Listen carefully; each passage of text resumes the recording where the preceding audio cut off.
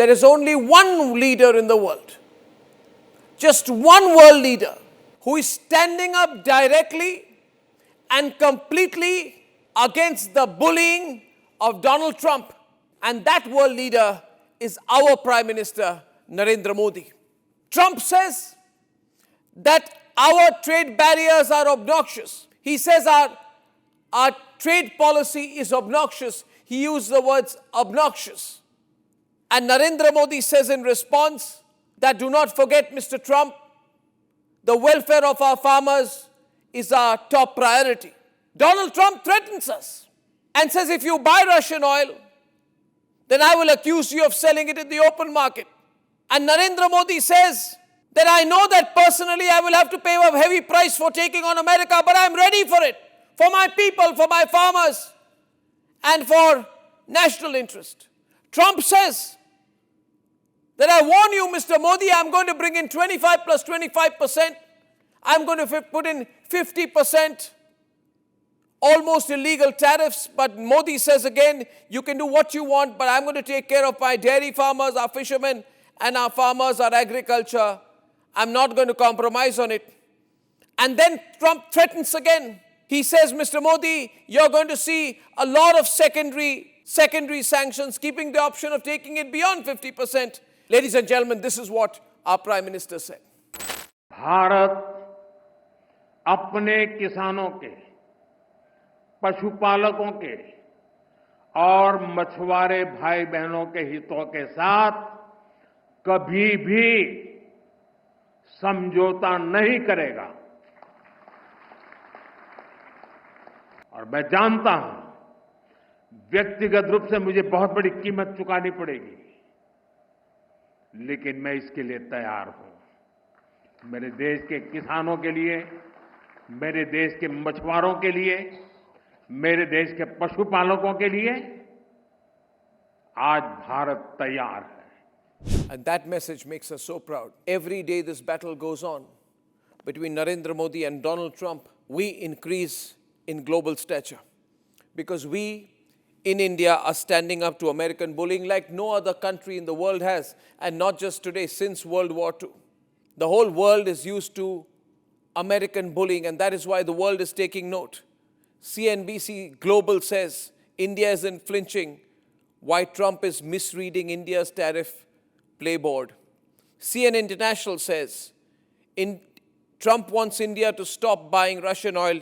Why is Modi saying no? The Chinese CGTN says India-US trade turmoil when a bargain becomes an extortion. Suddenly the Chinese are also on our side. And the Financial Times says Narendra Modi tells Indian farmers he will never compromise in the face of 50% tariff. Even if grudgingly, the entire world, from Europe to the United Kingdom, to China, to Japan, to Australia, are watching what Narendra Modi is doing with admiration. And that is what matters the most. But why is Narendra Modi doing it? I thought that today I would tell you a little bit about why Narendra Modi is doing it. And I'm not getting carried away with it, but he is doing this for our future. Why is Narendra Modi taking a hard line on it? Because he has a long-term view of not just India as Viksit Bharat, but the terms on which India will become Viksit Bharat. It is very important for us to read Narendra Modi's mind. Narendra Modi essentially is analyzing the present situation and saying, my steps today will decide the future generation's economic future. He can be very transactional, and he can say, I'll compromise with the Americans, I'll protect myself politically, but no, he's not doing that. And this is not just about oil from Russia. Ladies and gentlemen, it's not just about affordable oil. This is a bigger battle. This is MAGA versus MEGA. Make India great again. And Narendra Modi is quite clear that India's interests are not up for negotiation. Let me explain why this is MAGA versus MEGA. Why what Narendra Modi is doing will have direct benefit to the people of the country. Because what Modi has said is that I'm going to go with a conscious, farmer-led, fuel security, seed sovereignty, and rural life dignity-led approach. I need to protect the interests of my people.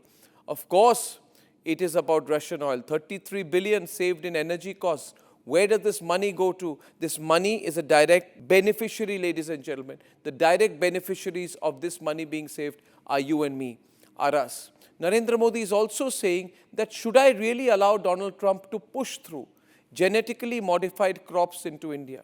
Now, if GM soya or GM corn is even allowed for animal feed, it will give multinational corporations a backdoor entry into Indian agriculture. GM crops would be pushed to small Indian farmers through multilateral patents, and Indian farmers will be controlled by multinational companies. Modi is saying long-term ramifications are very dangerous. If leveraged to their full potential, our agricultural sector can grow on its own. It can grow to potentially about $1.5 trillion by 2035. So Narendra Modi is saying, I'll take the hit now, but we will make our Indian agriculture strong in the medium term. And finally, the dairy industry. This is 5% of our total GDP. We contribute proudly over 25% to global milk production. We support 80 million rural households. Now, Narendra Modi can compromise with Donald Trump and say, I will give up on our interests. But he knows that Indian dairy has the potential to challenge the world rather than allow American dairy manufacturers to open literally the floodgates into India. So all of the things that Narendra Modi is doing today by standing up to Donald Trump in the medium to long term will have tremendous benefit for the people of India. And we must have nothing but absolute admiration for a Prime Minister who says, I'm willing to stake myself. I'm willing to take the personal hit, the political hit, but I will not budge to what Donald Trump wants me to do. How different this approach is from the approach of Manmohan Singh and the Congress, when they just bent helplessly before the American administrations. Ladies and gentlemen, this is a proud moment for the country. At this moment, we also need to choose what kind of leader does this country need. Leaders are tested in tough times. As they say, as the cliches goes, tough times don't last, but tough people do, and tough leaders do. We have a direct contrast today between a Narendra Modi who says every Indian is saying we are set to become the third largest economy. Every leader, despite their hesitations, must work in national interest and awaken the spirit of Swadesh, self-reliance among the people. That is one choice you have today. If you're watching this, choose. On the other hand, you have Rahul Gandhi who says, India, we are a dead economy. We're a completely dead economy. And he made that comment, ladies and gentlemen, in the Indian Parliament, in the premises of the Indian Parliament. How disgraceful is that? How opportunistic is that? And how desperate is that? You need to choose, ladies and gentlemen. And we ran a poll as well. We ran a poll, we asked people. And we are continuing to ask people, out of the leaders, who do you support? Which side, ladies and gentlemen, do you support? Do you support the approach of Narendra Modi, who says, we have a long way to go, we must therefore fight hard right now? Or do you support Rahul Gandhi? And I can only tell you this, it's Modi, Modi, Modi by a long margin. So this is the time for you to choose. What kind of a leader do you want to have? Do you want to have a nation-first leader? Do you have an India-first leader? Or do you want a leader who says that India is not even a nation and that India is a dead economy?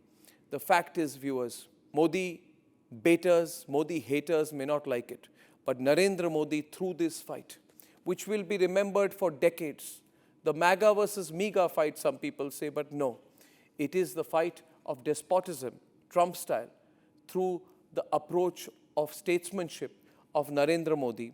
The whole world, the whole global south is standing quietly behind Narendra Modi and saying, this is the way a leader of a nation must respond. No theatrics, no anger, no bad language.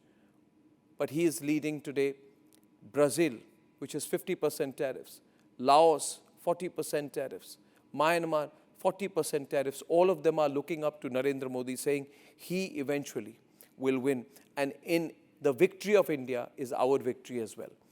How proud should we be about this situation, ladies and gentlemen? I feel proud. Do you? And therefore, I say to you tonight, it is time for you to choose. Do not believe the doomsday scenarios the anti-India positions of Rahul Gandhi. Remember all the things he said during COVID, how Rahul Gandhi said during COVID, COVID is going to, the third wave will finish India, every wave will be bigger, India will be destroyed. But we know that we actually supplied 70% of WHO's total vaccine stock. And we were the fastest country to achieve the 100 million vaccination mark. We defeated the lies of Rahul Gandhi at that point of time. We can do it again. And that is why, in conclusion, I would say I totally agree with the ex-CEO of Niti Aayog and former G20 Sherpa, Amitabh Kant, when he said that Trump has provided us a once-in-a-generation opportunity to take the next big leap on reforms. This crisis must be fully utilized. How right you are, Mr. Amitabh Kant. I thank you for your leadership when you say that. It is time for us to choose, therefore. It is time for us to choose between the anti-Trump position of Narendra Modi and the government of India. 95% of you are backing Narendra Modi, and the Trump-leaning position of Rahul Gandhi. Only 5% are. I'm sure by the end of this debate, that number will be 100-0. I thank you for listening to me tonight. I will be grateful if you can forward this video to as many people as possible so that people see the truth. The tough times will pass, but we must be on the right side.